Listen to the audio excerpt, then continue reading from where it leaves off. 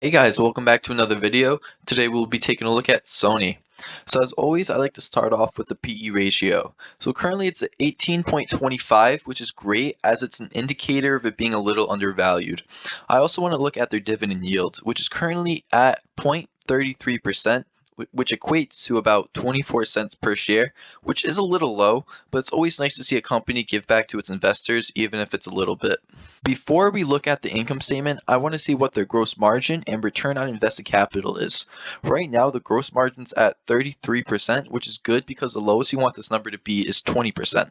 Then with the return on invested capital, it's looking good at 20%, as you want this to be at 7% and above. Getting into their income statement, we're going to start off with the revenue.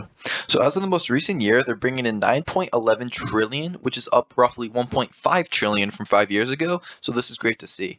They've been very consistent with this, even though they did have a little dip in 2020. But I don't want to criticize them for that, since we all know what was going on in the world during this period of time. And now taking a look at their net income growth, it's growing at a super crazy rate. And I honestly do think this can be sustainable going into the near future. So at the last thing to look at on the income statement is the shares outstanding. So this is something you want to see decrease. The more it goes up, the less your shares are worth. As you can see, it's looking okay. Overall, they have managed to bring it down to 1.23 billion, which is what I like to see. Moving into their balance sheet, now we're going to take a look at their current assets. So the current asset growth looks good as they brought this up to 7.22 trillion, which is an increase of 66% from 5 years ago. Now, looking at their current liabilities, as of 2021, they're at 7.82 trillion, which is not good to see as they have 600 billion more current liabilities than current assets. The last one of the most important aspects to look at in any company is the free cash flow.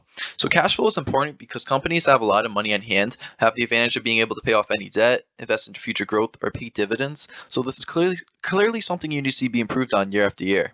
As you can see, it's looking a little shaky. They've been going through a bunch of ups and downs, so hopefully in the future we can see some improvement with this. In conclusion, Sony has some nice looking financials. Some criticism I have for them is they need to have more current assets and current liabilities, and I want to see more consistency with their free cash flow.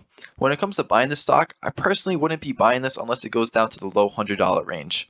Two things I want to mention before I end the video is my trading strategy is centered around finding value in a company. If I don't see consistent growth in most or all the categories I cover, then I tend to stay away. Secondly, I also want to point out that I am not a financial advisor. I'm just a guy speaking my opinion on stuff on YouTube, so I highly recommend doing more research before coming to the conclusion of buying or selling any stock that I talk about.